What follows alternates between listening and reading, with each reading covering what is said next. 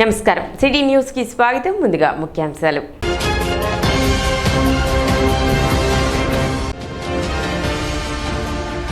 పట్టణంలో ఘనంగా ప్రపంచ మేధావి రాజ్యాంగ నిర్మాత డాక్టర్ బిఆర్ అంబేద్కర్ జయంతి వేడుకలు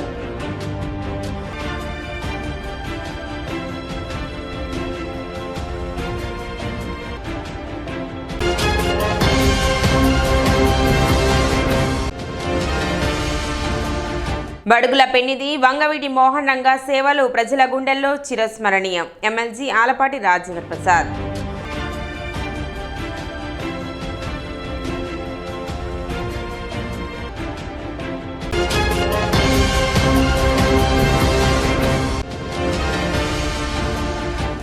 గంజాయి విక్రయిస్తున్న ఇద్దరు యువకులను అదుపులోకి తీసుకున్న పట్టణ పోలీసులు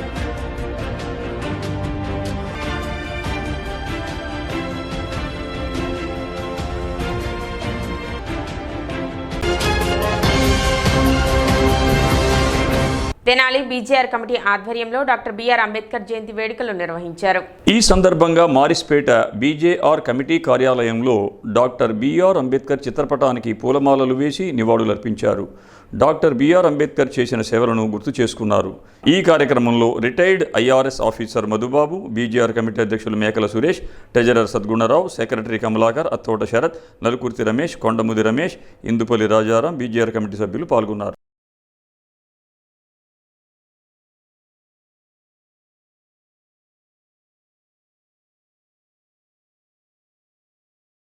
డాక్టర్ బిఆర్ అంబేద్కర్ గారు భారతదేశంలో ఉన్న పేద బడుగు బలహీన వర్గాల అభ్యున్నతికి ఎంతో కృషి చేశారు. ఆయన జయంతి సందర్భంగా ఈరోజు తెనాలి బీజేఆర్ కార్యాలయంలోనూ మరియు లింగారావు సెంటర్లోనూ తెనాలి బీజేఆర్ కమిటీ ఆధ్వర్యంలో ఆయన జయంతి వేడుకలు ఘనంగా నిర్వహించడం జరిగింది. ఈ కార్యక్రమానికి మా పెద్దలు అనేక మంది వచ్చి అంబేద్కర్ గారి సేవలను స్మరించుకోవడం జరిగింది. ప్రపంచవ్యాప్తంగా డాక్టర్ బాబాసాహెబ్ అంబేద్కర్ గారి విజ్ఞాన దినోత్సవం జరుగుతుంది. అంటే ఆయన 135వ జయంతి వేడుకలను ప్రపంచవ్యాప్తంగా ఈరోజు జరుపుకుందంటే మహానుభావుడు ఆ రోజు తాడిత పీడిత వర్గాలకు, అణగారిన వర్గాలకు ఆశాజ్యోతిగా నిలిచి బడుగు బలహీన వర్గాలకు ఎన్నో సేవలు చేసి నవభారత రాజ్యాంగాన్ని నిర్మించి ఈరోజు ప్రభుత్వాలు అదేవిధంగా భారతదేశంలోనే కాకుండా ప్రపంచ దేశాల్లో కూడా ఆయన రాసినటువంటి రాజ్యాంగాన్ని పొందుపరిచినటువంటి అంశాలను తీసుకొని ఈరోజు ఆయా దేశాల్లో కూడా పరిపాలన విధానంలో సాగుతుందంటే ఆ మహానుభావుడు విజ్ఞానాన్ని ఎంత పెంచాడనేటువంటి దాని మీద మనందరం కూడా ఆలోచన చేసిన అవసరం ఉంది. బీజేఆర్ కమిటీ ఆధ్వర్యంలో డాక్టర్ బాబాసాహెబ్ అంబేద్కర్ గారి 135వ జయంతి కార్యక్రమం ఘనంగా నిర్వహించాం. ఈరోజు మా బీజేఆర్ కమిటీ అనేక సేవా కార్యక్రమాలు చేస్తూ ఈరోజు డాక్టర్ బాబాసాహెబ్ అంబేద్కర్ గారి ఆశయాలను ముందుకు తీసుకెళ్తూ ప్రతి ఒక్కరికి మార్గదర్శిగా నిలుస్తుందని మా కమిటీ అనేక సేవా కార్యక్రమాలు చేస్తూ ఇంకా అభివృద్ధి కార్యక్రమాలు నడవాలని మనస్ఫూర్తిగా కోరుకుంటూ గంజాయి విక్రయిస్తున్న ఇరువురు యువకులను పట్టణ 2 టౌన్ పోలీసులు అరెస్ట్ చేశారు. సిఐ రాముల్ నాయక్ తెలిపిన వివరాల మేరకు చేబ్రోలు గ్రామానికి చెందిన పఠాన్ మెహబూబ్ సుమాని, పొన్నూరు మండలం దండమూడి గ్రామానికి చెందిన గంజేరుపల్లి శ్రీవర్ధన్ గంజాయి తాగడం వంటి దురలవాట్లకు బానిసలు అవగా వారికి పొన్నూరుకు చెందిన గంజాయి అమ్మే షేక్ ఆసిఫ్ అనే అతను పరిచయమైనట్లు, వారు అప్పుడప్పుడు షేక్ ఆసిఫ్ వద్ద గంజాయి కొనుక్కొని తాగుతూ ఉంటారని, ఈ క్రమంలో సదరు షేక్ ఆసిఫ్ వారికి గంజాయి అమ్మితే ఎక్కువ డబ్బులు వస్తాయనే ఆశ చూపి వారికి గంజాయి ఇవ్వగా వారు తెనాలిలోని రైల్వే స్టేషన్, బస్ స్టాండ్ పరిసర ప్రాంతాలలో గంజాయిని అమ్మి వచ్చిన డబ్బులు పంచుకొని ఎవరి ఊళ్లకు వాళ్ళు వెళ్తూ ఉంటారని, అదేవిధంగా 2 రోజుల క్రితం కూడా షేక్ ఆసిఫ్ అనే అతను వీరికి అమ్మడానికి సుమారు 1250 గ్రాముల గంజాయిని ఇవ్వగా వారు సదరు గంజాయిని తెనాలి పట్టణం ఆర్టీసీ బస్టాండ్ వద్ద జనాలకు ఒక్కొక్క పొట్లం 500 రూపాయలకు అమ్ముదామని వేచి ఉండగా రాబడిన సమాచారం మేరకు ముద్దాయిలను అదుపులోకి తీసుకుని వారి వద్ద నుండి సుమారు 1250 గ్రాముల గంజాయిని స్వాధీనపరుచుకున్నట్లు సీఐ తెలిపారు. గంజాయి విలువ 12,500 రూపాయలు ఉంటుందని చెప్పారు. అనగా 14/4/2025 మధ్యాహ్నం సుమారు 1:30 గంటల సమయంలో మన గవర్నమెంట్ ఎస్పీ గారి ఆధ్వర్యము, తర్వాత మన డిఎస్పీ గారి యొక్క అసిస్టెంట్లో మేము ఈ రాబడిన సమాచారంతో మన ఆర్టీసీ బస్టాండ్ అవుట్ గేట్ దగ్గర అక్కడికి వెళ్తే అక్కడ ముగ్గురు ఉన్నారు. పఠాన్ సుబాని, తర్వాత జి శ్రీహర్షర్, హర్షద్, తర్వాత హర్షవర్ధన్, తర్వాత ఆసిఫ్ ఖాన్, ముగ్గురు ఉన్నారు. ముగ్గురుంటే అక్కడ ఒక పల్సర్ బండి ఉంది. మేము వాళ్ళని ఇట్లా క్యాచ్ చేయడానికి ట్రై చేస్తే దాంట్లో ఈ షేక్ ఆసిఫ్ ఖాన్ అతను అక్కడి నుంచి అబ్స్కాండ్ అయ్యాడు. తర్వాత మాకు ఇద్దరు దొరికారు, మహబూబ్ సుబానీ అండ్ జి శ్రీవర్ధన్. వీళ్ళిద్దరి దగ్గర మేము చెక్ చేయక అక్కడ కిలో పావు అంటే 1 కిలో పావు వచ్చేసి గంజాయి ఫ్రెష్గా ఉంది. అది వాళ్ళ బ్యాగ్ ద్వారా మాకు దొరికింది. అతను విచారిస్తే వీళ్ళు బాపట్ల అక్కడ నుంచి ఈ విజయవాడ నుంచి ఈ మాకు ఆసిఫ్ అనే అతను వీళ్ళకి సప్లై చేస్తాడు. వీళ్ళిద్దరు తాగుతారు ప్లస్ వీళ్ళు అమ్ముతారు.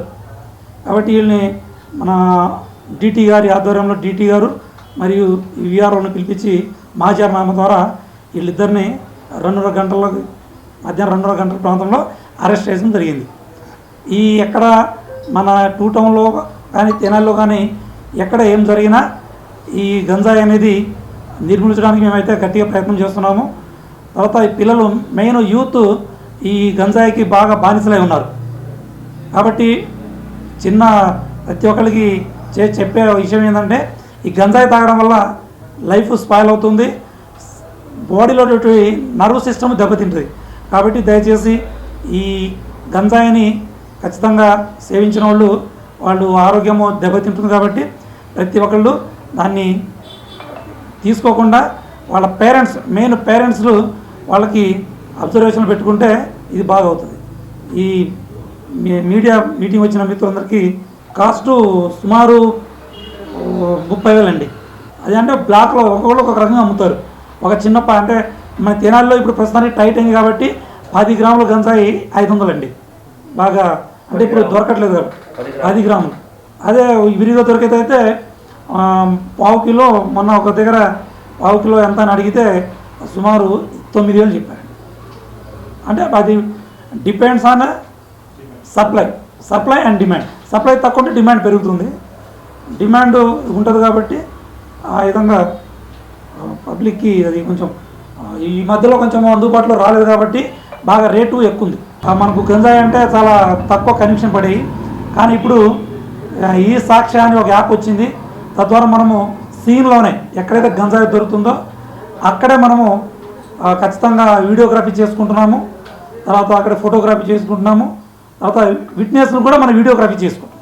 కాబట్టి ఖచ్చితంగా శిక్షలు పడే అవకాశం అయితే ఉంది. తెనాలి బార్ అసోసియేషన్ నందు ప్రపంచ మేధావి డాక్టర్ బిఆర్ అంబేద్కర్ 134వ జన్మదిన వేడుకలు ఘనంగా నిర్వహించారు. బార్ అసోసియేషన్ అధ్యక్షులు బేతాల ప్రభాకర్ ఆధ్వర్యంలో జరిగిన ఈ వేడుకలలో డాక్టర్ బిఆర్ అంబేద్కర్ చిత్రపటానికి పూలమాలలు వేసి నివాళులు అర్పించారు. కార్యక్రమంలో general secretary Haridas Gowrishankar, vice president Annam Pinnarao, high court న్యాయవాది పెరికల డానియల్, మాజీ బార్ అసోసియేషన్ అధ్యక్షులు Dasari Sridhar, Mamidala Srinivasarao, Gajulavathi Prabhakar, Kommu Abraham Lincoln, Gona Punyavathi, Pilli Sudhakar, Mahesh, Abdul Arif, advocate clerks Prasad, Prabhudasu, Satish Naidu, Ramarao, Nageswararao, Chandra మొదలగువారు పాల్గొన్నారు.